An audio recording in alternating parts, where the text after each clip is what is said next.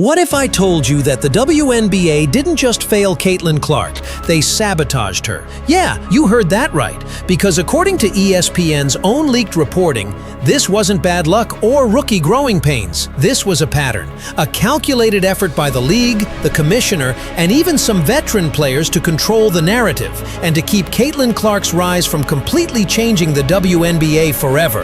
What started as whispers on social media has now exploded into one of the biggest controversies women's basketball has ever seen. This is going to be the season. Caitlin Clark has to come out and ball out. Me personally, knowing what I know now and seeing how everything turned out, I truly believe Caitlin Clark should have did Unrivaled. Caitlin Clark should have played in Unrivaled. She should have sucked up her pride, played in Elite, and saved her genre. The WNBA is her genre. Y'all don't think Caitlin Clark sees the Wilson basketball's not selling out? Y'all don't think Caitlin Clark's team sees those top cars that was going for $200,000 not going for that no more? And at the center of it all, Caitlin Clark, the golden girl of college hoops who single-handedly brought millions of new eyes to the league, only to be thrown into chaos the moment she turned pro. From brutal schedules to dangerous hits on the court to the now infamous Olympic snub, every piece of evidence points to one uncomfortable truth. The WNBA didn't just mishandle Caitlin's rookie season. They might have wanted it to go wrong. And here's where it gets even crazier. Listen to him. Caitlin Clark is the cash cow. She is box office. When she plays, the ratings go up, revenue goes up, interest goes up. When she doesn't play, it plummets. 36% drop in the ratings for All-Star Weekend for the WNBA a few weeks ago. 36% drop in the ratings, guys. This was back in July. This was in July. See, y'all remember I was telling y'all it was a steady decline? Now we know Caitlin Clark never came back. She never came back, guys. Last year, she didn't miss a game. This year, she missed 17 games. This is a person that everything she touches with women's basketball turns to gold. They didn't have chartered jets until she arrived. She arrived, they had chartered jets 2 minutes later, 2 weeks later, literally. She's also really good. ESPN's insiders are saying the league knew exactly what was happening. They had data, they had complaints, they had proof of the double standards, and instead of protecting their biggest star, they protected their image. If Caitlin Clark not playing basketball, Caitlin Clark don't have a brand. Her brand is basketball. Caitlin Clark did not play basketball this year. Basically, she played 13 games. She didn't have logo threes. Her brand is basketball. That's why she should have played in Unrivaled to get back to the basketball. So what is 3-on-3? She should have played it to save her brand.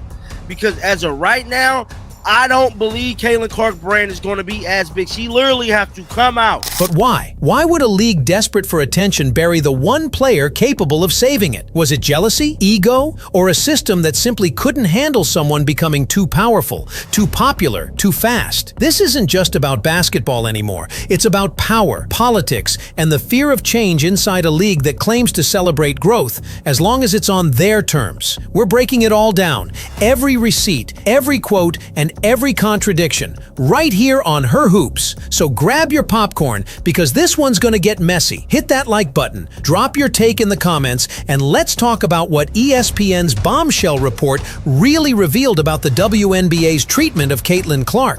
Because if they do not allow Caitlin Clark to get the ball in her hand this 2026 season, this whole damn genre is over. I mean, so over. I mean, it's done right now. It's pretty much over right now. But I'm telling you right now, if Caitlin Clark do not come out, this is the last of the Mohegans.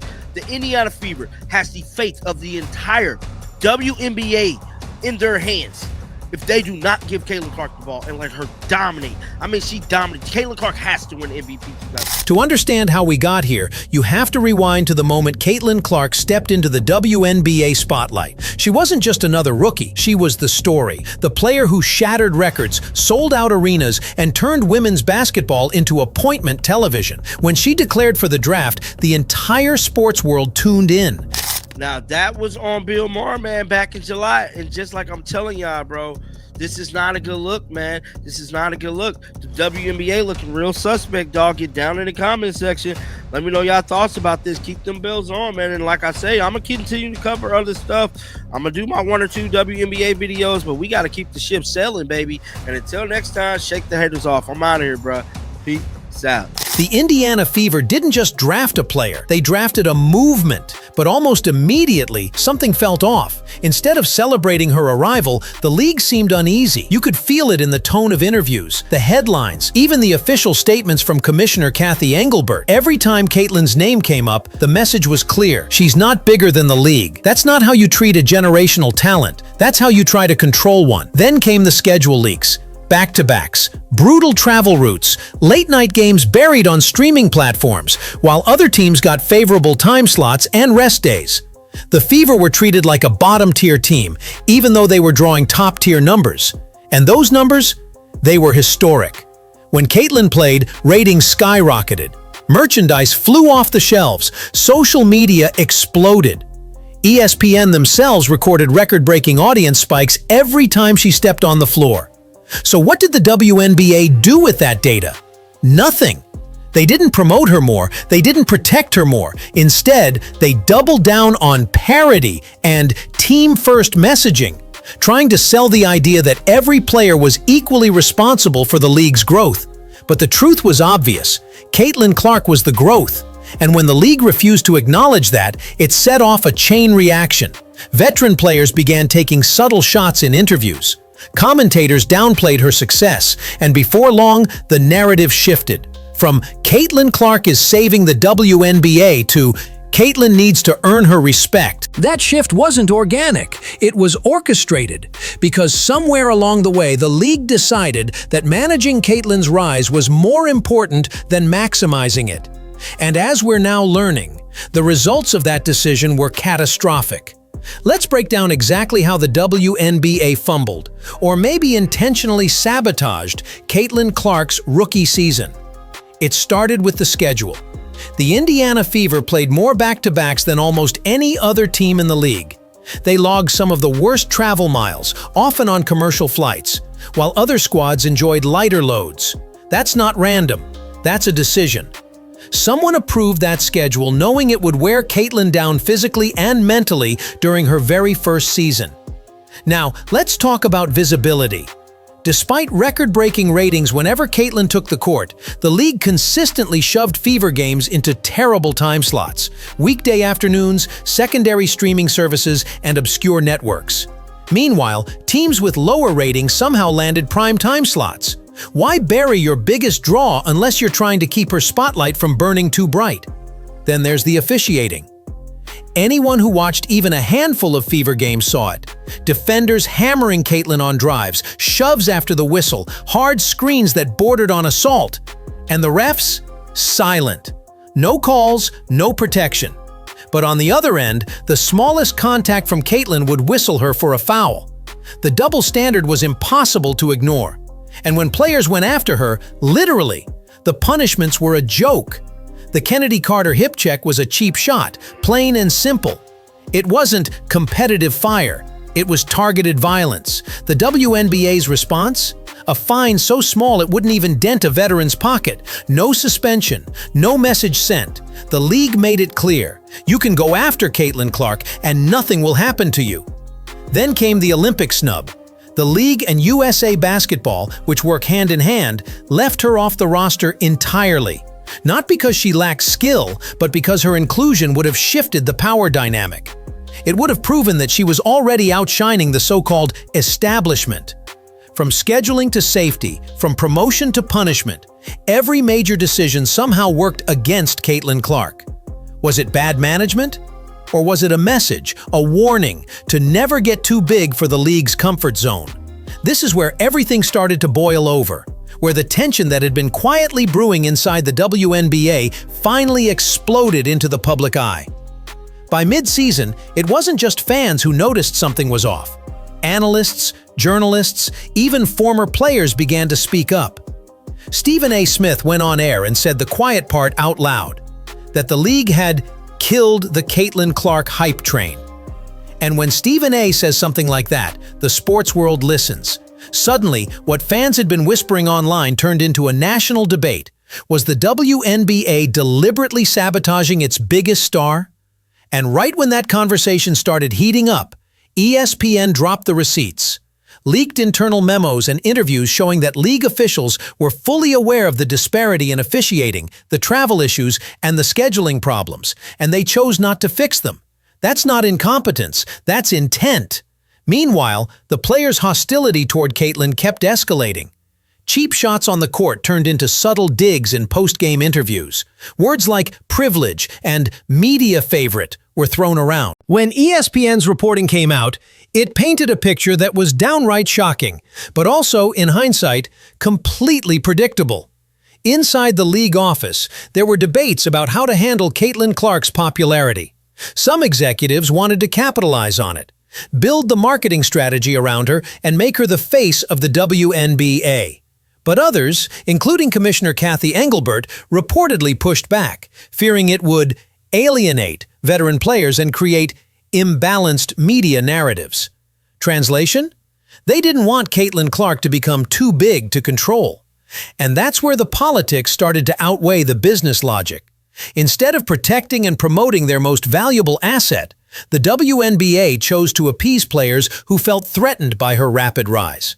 Players who had spent years grinding in near anonymity were suddenly watching a rookie get endorsement deals, national interviews, and celebrity-level attention. So, rather than embracing that wave, the league tried to flatten it. They emphasized team effort. They downplayed individual stardom. And that decision cost them millions. Because while the WNBA was busy worrying about equality optics, the numbers told a brutal truth. Fever games drew the highest ratings in league history. Social media engagement skyrocketed. The Fever's online value hit $55 million, while the next closest team was worth just $8 million. Caitlyn Clark wasn't just another player, she was a one-woman economy, and the league's leadership ignored it. Even worse, the media went along with it. ESPN, which works closely with both the WNBA, Caitlyn Clark wasn't just a once-in-a-generation player, she was a once-in-a-lifetime opportunity. A spark that could have elevated women's basketball to heights it had never seen before. But instead of fueling that spark, the league smothered it. And now we're seeing the cost. Fans are walking away, ratings are sliding. The same media outlets that once called Caitlyn the future of the game are suddenly writing stories about missed opportunities and leadership missteps. Sponsors are quiet, networks are hesitant, and the WNBA, instead of riding the wave of a cultural phenomenon, is back to fighting for relevance. This didn't have to happen. All the league had to do was get out of its own way. Protect your star, promote your product, let the fans fall in love with greatness. That's what every successful sports league does. From the NBA with LeBron, to the NFL with Mahomes, to tennis with Serena. You don't shrink your stars, you build around them. But the WNBA's leadership chose politics over progress. They chose pride over prosperity. And that's why so many fans, the new ones Caitlyn brought into the fold, are now tuning out. Because the truth is, fans aren't stupid. They saw how she was treated. They saw the cheap shots, the no calls, the Olympic snub, and the commissioner's dismissive interviews. They saw the hostility, the jealousy, and the silence from league leadership when things got ugly. And that silence spoke louder than anything else. Now, the league faces a crossroads. Either they fix this publicly by acknowledging their failures, apologizing to Caitlyn, and rebuilding trust with fans. Or they keep pretending everything's fine while the momentum slips away. Because here's what ESPN's leaks really exposed. This wasn't just about Caitlyn Clark. This was about a system afraid of change, afraid of losing control, afraid of greatness that didn't fit the plan. And that's why, here at Her Hoops, we're not staying quiet. We're going to keep shining a light on the truth, no matter how uncomfortable it gets. Caitlyn Clark deserved better. Women's basketball deserved better. And fans like you, the people who believed this was the beginning of something special, deserved so much better. So if you're with us, hit that like button, subscribe, and drop a fire in the comments. Because Her Hoops isn't done talking about this, not until the WNBA finally starts listening.